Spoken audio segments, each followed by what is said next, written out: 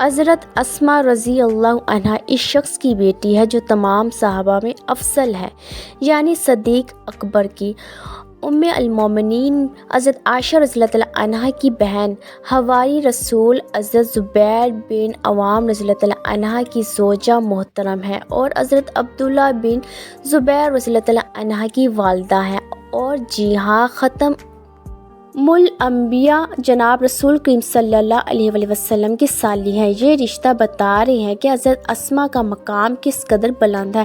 حضرت اسماء رضی اللہ عنہا کا یہ واقعہ ان کی اپنی زبانی مذکور ہے کہ مدینہ میں بنو نصیر قبیلے کے محلے میں اللہ کے رسول صلی اللہ علیہ وآلہ وسلم نے حضرت ابو سلیم اور حضرت زیر رضی اللہ عنہ کو جگہ لے کر دی تھی۔ میں اسی جگہ میں رہتی تھی۔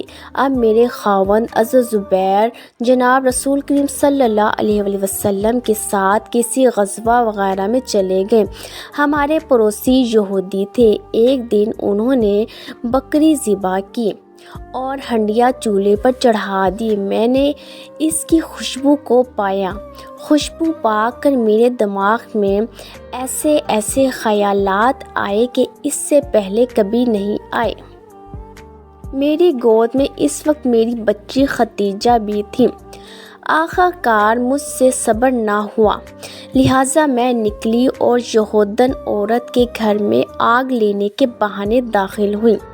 دل میں خواہش یہی تھی کہ شاید وہ مجھے کھانا پوچھ لے اور کھلا دے، جبکہ آگ کی تو مجھے بالکل ضرورت نہ تھی، مگر یہودن نے آگ دے دی اور کھانا نہیں پوچھا۔ میں واپس آ گئی، لیکن گھر میں کھانے کی خوشبو تو متواتر آ رہی تھی، لہٰذا اس خوشبو کا شرز مزید بڑھ گیا۔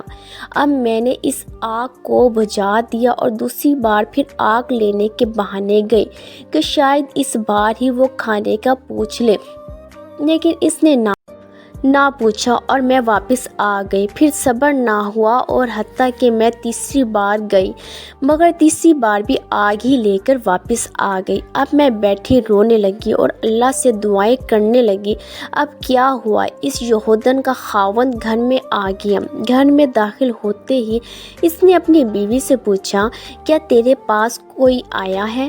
یہودن نے کہا، وہ عرب عورت آئی تھی آگ لینے کے لیے۔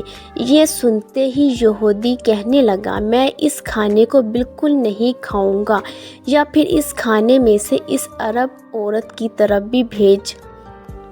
حضرت اسماء رضی اللہ عنہا کہتی ہے، چنانچہ اس یہودن نے میری طرف ایک بڑا برتن بھر کر بھیجا۔ اس وقت پوری زمین پر مجھے اس کھانے سے بڑھ کر کوئی کھانا محبوب نہ لگا۔